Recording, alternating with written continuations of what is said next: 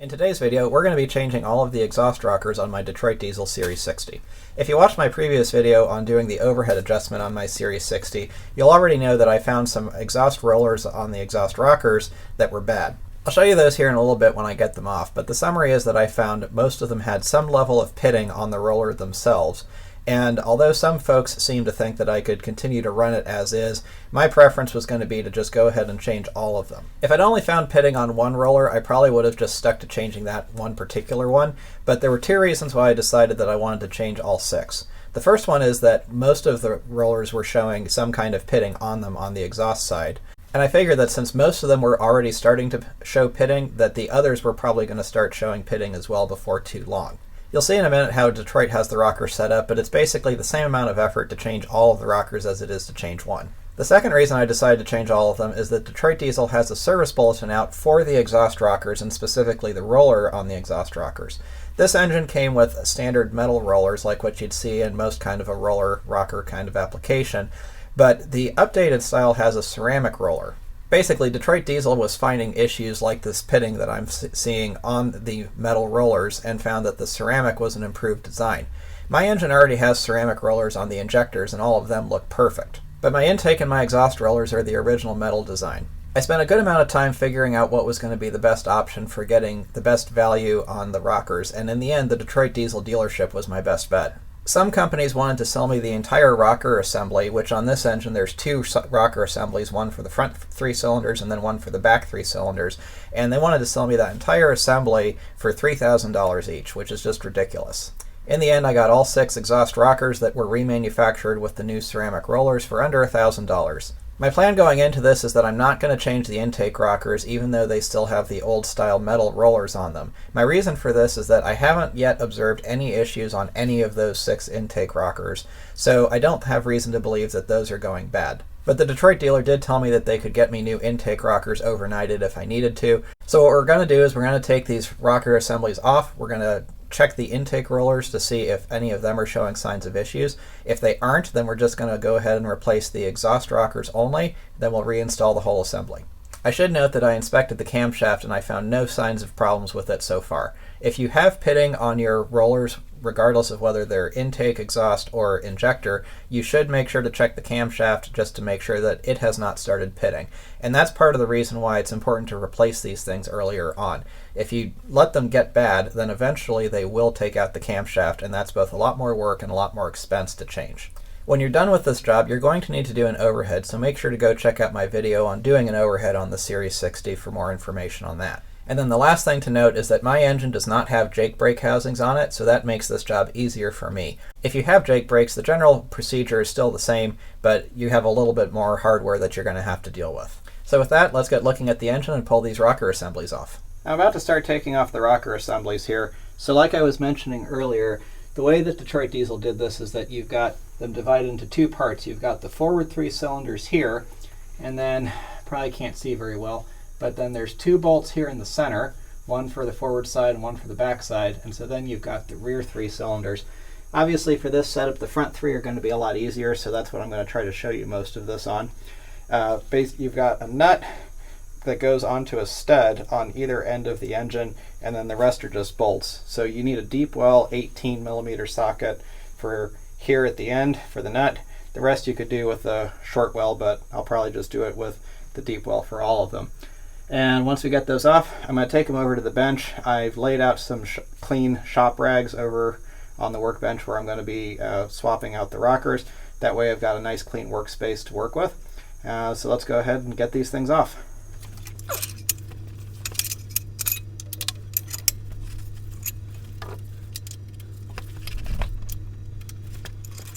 Just a quick note, these innermost bolts are tighter up against the rocker, so I wasn't sure if it was still the 18 or one size up, but it is still the 18.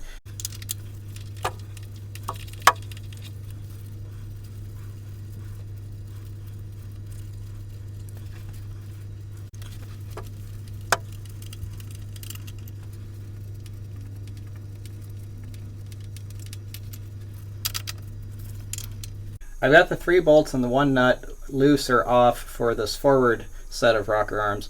So I'm going to take the bolts off, go take them over to the workbench, make sure that I put them in the same order. Not that the order necessarily matters, but when you're doing something like this, it's always good to try to keep everything in the same position where you had it, just for consistency. So I'll get these off over to the bench, and then I'm going to come back and pull the rocker assembly off. Detroit Diesel has a special tool that you can use to help make it easier to pull these rocker assemblies off. I don't have that tool, so I'm going to just try doing this by hand the old-fashioned way. I think that it should be fine, but if it is not fine, then we'll know.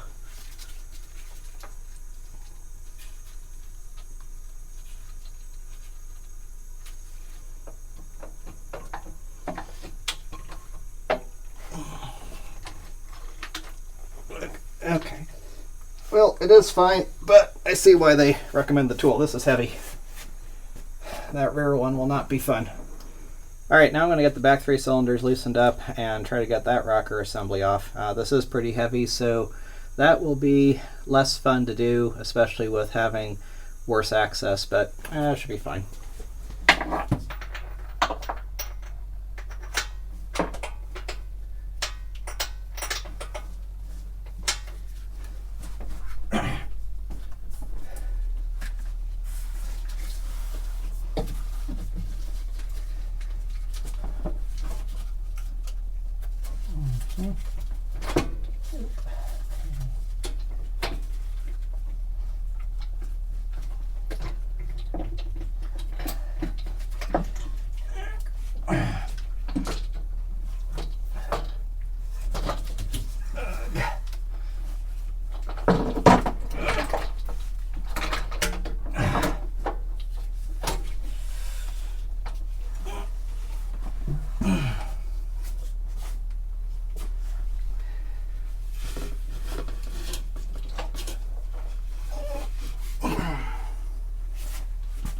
So now I'm over here on the workbench, and you can see how I got things cleared off, got some shop towels laid out so that I had a good place to work once I got these rocker assemblies off. And I've got my forward 3 cylinders here, so nut and then the 3 bolts, and then the rear cylinders here, so again, nut and the 3 bolts. So all of this is going to go back onto the engine in the same order that I've taken it off in. You'll notice that the rockers are kind of all bunched together now because on the shaft there are no spacers. The spacing is handled by the cylinder head itself, which is a good design. But you do really need to make sure that you're keeping these assemblies in the correct orientation relative to where they were. So let me get in closer here and I'll show you a couple of details. So let's take a closer look here at a few things. So you can see the pitting that I was talking about on the exhaust rollers, and actually after getting these off, all of the rollers on the exhaust rockers are showing some level of pitting. This number 6 cylinder one is actually more significant. I can very much feel it with a fingernail. I can even feel it with my finger. Here's the number 4 cylinder. This one's got maybe a more significantly individual pitted spot, but you still see pitting the whole way around. Number 5 wasn't quite as bad. Number 1 is probably the best out of the 6 of them, very minor on that one. Number 2 is the one that I'd actually first noticed. Again, not quite as bad. Number 3 kind of looks a little bit more like number 6 did. But all of the intake rollers look to be just fine. I'm not seeing any evidence of issues on them whatsoever. And the injector rollers here, those all look just fine as well. Not seeing any problems on those. So good part is I only needed to replace the exhaust rockers, and I'm going to be able to just get away with doing those. But let me show you something on the shafts here. So these shafts can be swapped front to rear, but the thing that's important is that you've got this hole here with a plug on it, and this needs to go to the inside. So on the engine, you've got cylinder number 6, 5, 4, and then here's the middle part where you had the 2 bolts, and then 1, 2, 3. Again, there's the 2 bolts, and you've got that plug there.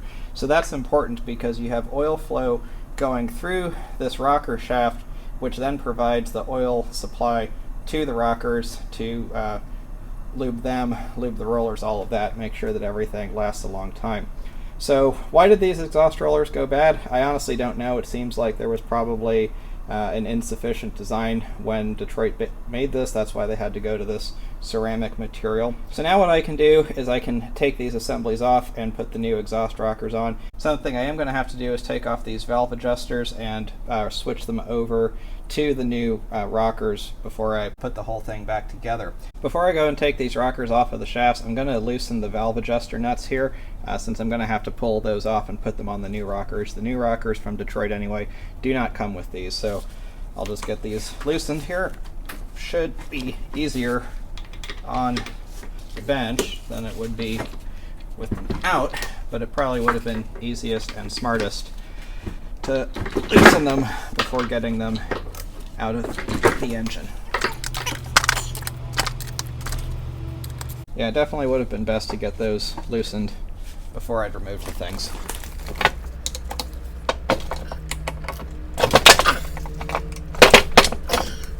Somebody got those tight.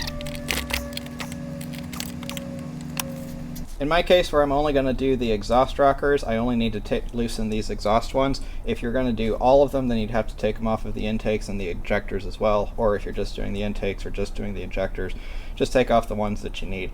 Okay, we'll start with this one from the rear 3 cylinders, and this should just kind of come out pretty easily.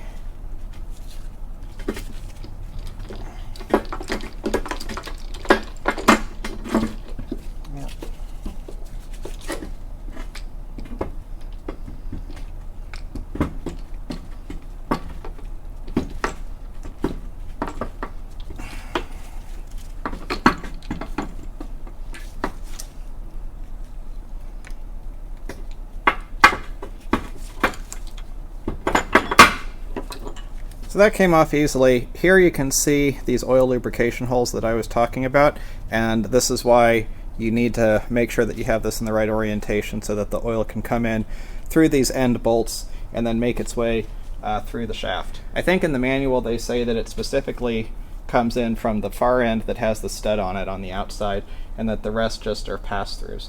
Make sure that however you put this, that you keep track of its orientation. And then from there, you can take the rocker off of the assembly,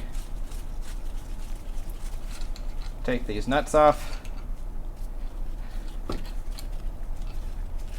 I'm going to make sure that I put the same adjusters back in the same location where they were.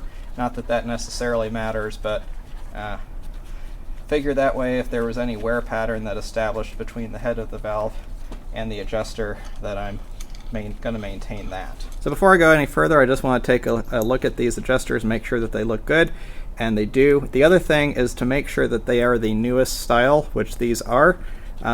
Detroit Diesel had an older style previously that they updated because they were known for coming apart and having issues, but these are the updated styles. So if you have the old one, you're going to need to buy new ones of those as well to get those updated. Or if you're seeing any wear, but I'm not seeing anything other than normal.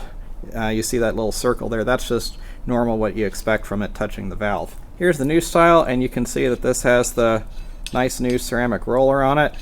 Spins very freely.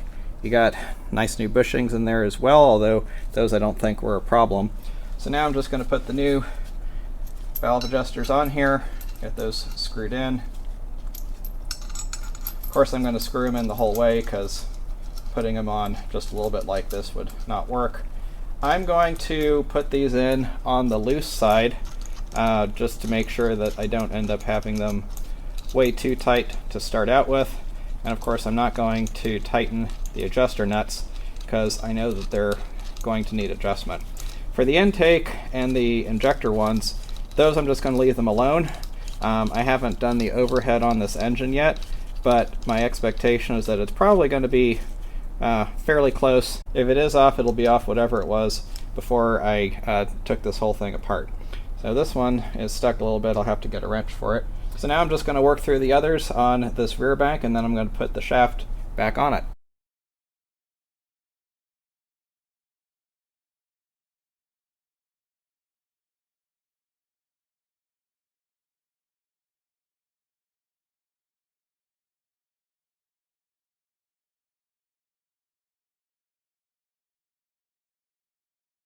Alright, I've got the new exhaust rockers on the assemblies here. I've got my valve adjusters all in. Again, I've put them in at a very loose setting. And before I put them on the shaft here, what I'm going to do is just take some fresh engine oil and then just put a little bit in here on the bushings that are going between the rockers and the shafts. Those come from Detroit Dry, so you just want to make sure that you have a little bit of initial lubrication on them before you put the thing in. One thing that Detroit does say, and I'll cover this again when I'm getting ready to close things up, but they do recommend that you go and pour a bunch of engine oil over the valve train before you start it, just to try to give everything a little initial lubrication. But I think this is also a good idea to do. So we'll get this on, and then let's get the shaft on. Switched out to a fresh set of gloves for doing this part here. I've already gone through the shaft, and it looks like there's a couple of marks on here, but there's really not. That's just a very little surface thing that's just kind of normal. So these rocker assemblies, as you can see, it's actually a pretty neat design. I like how they did it, where you've got the exhaust rocker, and then the intake rocker, and then the injector rocker, just kind of all sandwiched together. So let's see how well we can do this. Seem a little firm. Here's the first one.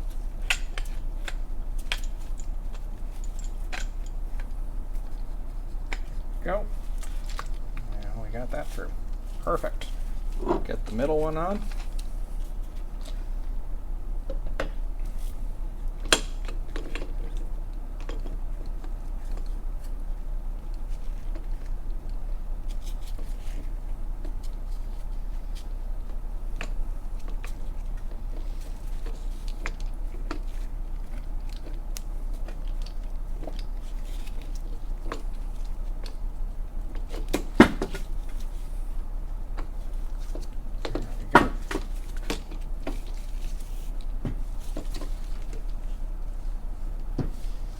And then finally the outer one.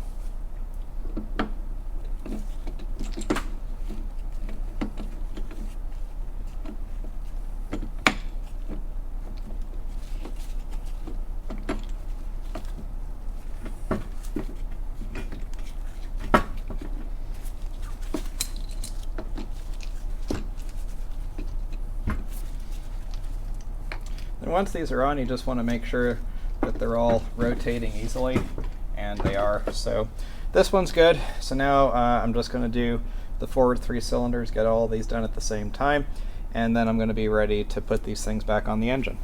I've already put the one rocker assembly on the bus, and that's going to be for the 4, 5, 6 cylinder, the rear 3, but I haven't put this one on yet.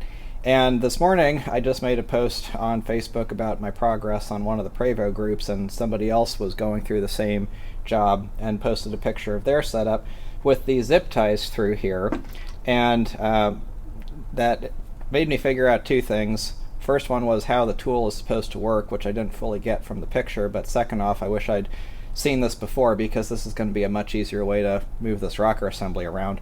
So the tool kind of looks like this L-shaped metal bracket here with 3 L's, and what it does is it goes through this area here between the injector rocker and the exhaust rocker for all 3 cylinders at the same time, and so then you can lift the assembly up like that.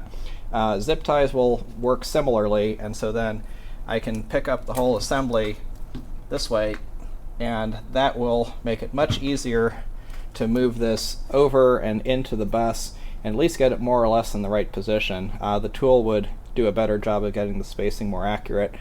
But for those rear 3 cylinders, these whole assemblies want to flip over and be upside down, so it was a real pain, especially with the limited access that exists over there. So this will make this easier. Let's go get this on the bus and then throw the bolts and the nut on, and we'll go through the torquing sequence. Okay, I've put in cylinders 4, 5, and 6 rocker shaft, and you can see how I've got the exhausts adjusted fully loose, and there is no valve lash on here, or rather there's all the valve lash on there. That's not going to work at all, of course, but that way makes it easy for me to keep track of which ones I have done versus haven't done.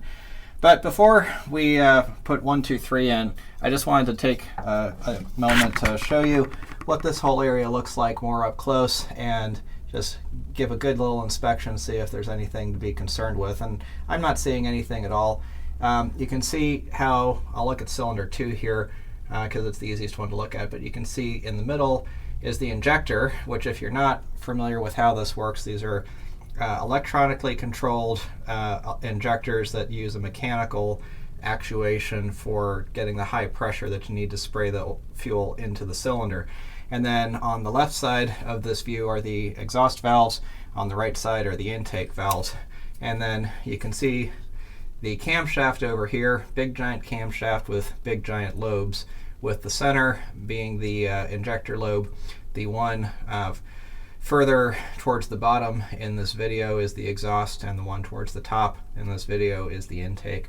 So you just want to take a look over everything, make sure that you're not seeing any pitting on the camshaft or any scoring. The couple of little wear marks you see on there, those are all normal. That's all just standard wearing on a camshaft. There's nothing here that's the least bit concerning at all. So everything's looking good here. I don't have 4, 5, 6 torque down. I just have them installed and snugged in place. So I'm going to do the front 3, do that the same way. There is a specific torque sequence that Detroit calls out that you're supposed to do. So we're going to go ahead, put it in, get them snug, and then we'll go torque this down.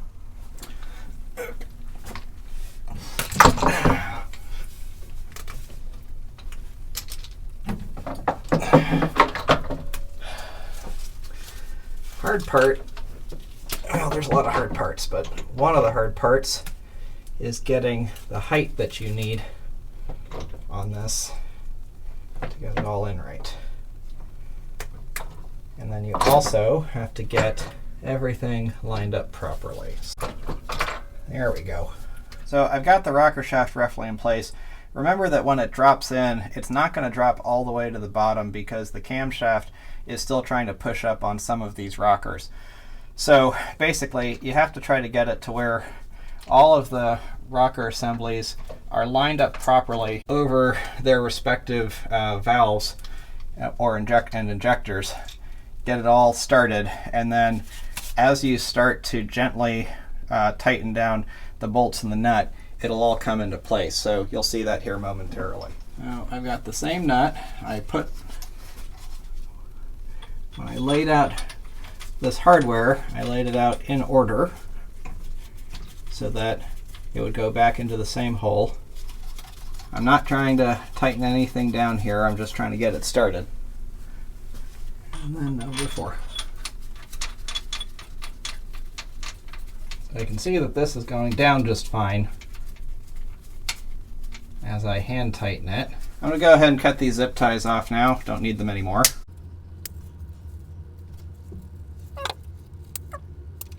Alright, and now I'm just going to go through and try to tighten these down. And while I tighten them down gently, I'm going to try to also keep on rocking these to make sure that there's not a binding. And you really need to do this with the exhaust rocker, not with, you don't have to worry about the intake and the injector, because the exhaust rocker is positioned at the outside, or it's the one that goes in between these spacing barts on the head. So you see as this is coming down, making sure that this is not going in sideways and binding at all.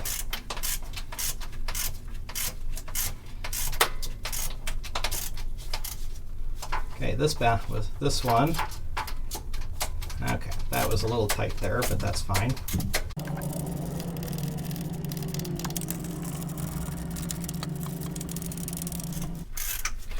Okay, so just now this exhaust rocker is starting to, you could call it binding. It's really not binding, but what's happening is that it's getting to where the exhaust roller is actually pushing up, or exhaust lobe is pushing up on the roller, and it's trying to open the exhaust valves. So at that point, that's normal. It's supposed to do that. The important thing is that it's not binding up before it's in a situation where the lobe is trying to open the valve or push on the injector.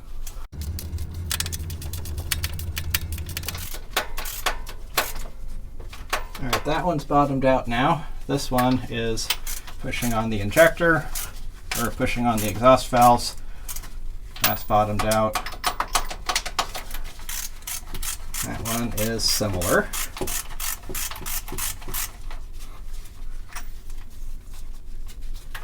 Okay, and now we've got these all. Now we've got those all in a good spot. So the next thing's going to be the torque wrench, get these torqued down in the correct order.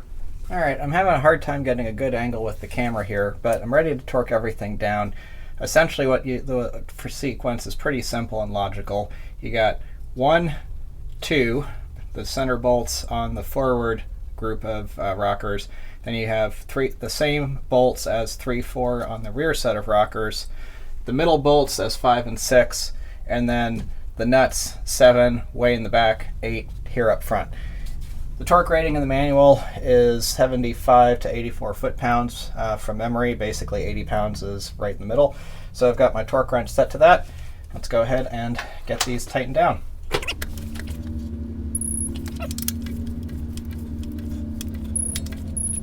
All right, now I'll move to the rear two and do the rest, which you probably won't be able to see.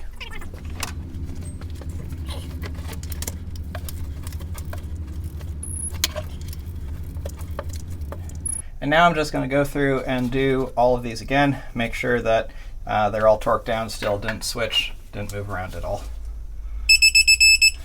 Okay. Good. Good. And that is the last step. They say to pour some fresh oil over the valve train if you replace any components, which of course we did in this case. So I'm just going to pour some. Be generous. No reason to be skimpy on this. It's still less than a quart that I'm pouring on. I'm going to get the rear 3 cylinders, and then we're done. But are we done? No, we're not done, because you still have to do an overhead on this. Even if you didn't replace any of the rockers and just took these things out and put them back in, you'd still want to rerun the overhead to make sure that none of the clearance has changed.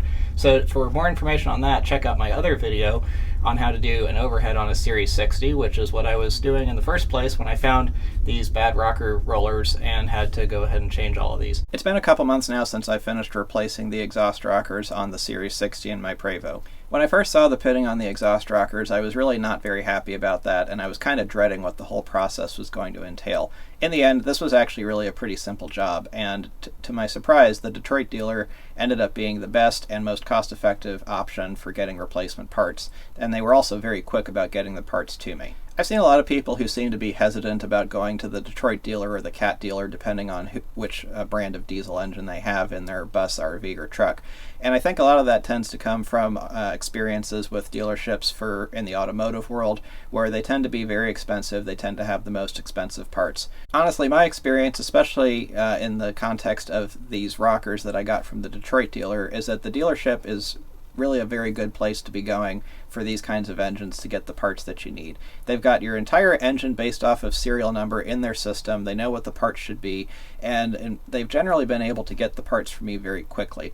Remember, when you get to this class of engine, most of them are being used in vehicles that are making a living, and the infrastructure around those kinds of vehicles, as opposed to a personally owned one, tends to be better in the sense of trying to get people the parts they need quickly and get them back on the road so that they can get back to earning money. Honestly, now that the whole thing is completed, the only thing that I wish I'd known at the beginning was the trick of using some zip ties to more easily pick up the whole rocker assemblies. These things are heavy, and that would have made it a whole lot easier to remove. I ended up having some problems with the valve cover gasket, which were my fault. I go into this some more in my video on doing the overhead on this engine. And because of this, I ended up having a bad oil leak from the valve cover on my first trip. The upside to this was that I then had an excuse to take the valve cover back off and take a look at everything to make sure everything looked good after a couple thousand miles of operation. Everything looked perfect, exactly as you would expect it to. So I'm pretty confident in the parts and the work, and hopefully this will be something that I'm not going to have to touch again in the future. In the end, this was not a hard job to do, and I'm glad that I didn't end up buying some used parts off of eBay to save a couple of dollars when the Detroit dealer was, in the end, only a little bit more expensive, relatively speaking, for the newest, most up-to-date parts, and I was able to get them the next day. I hope you enjoyed this video. Leave any questions down below in the comments, and as always, thanks for watching.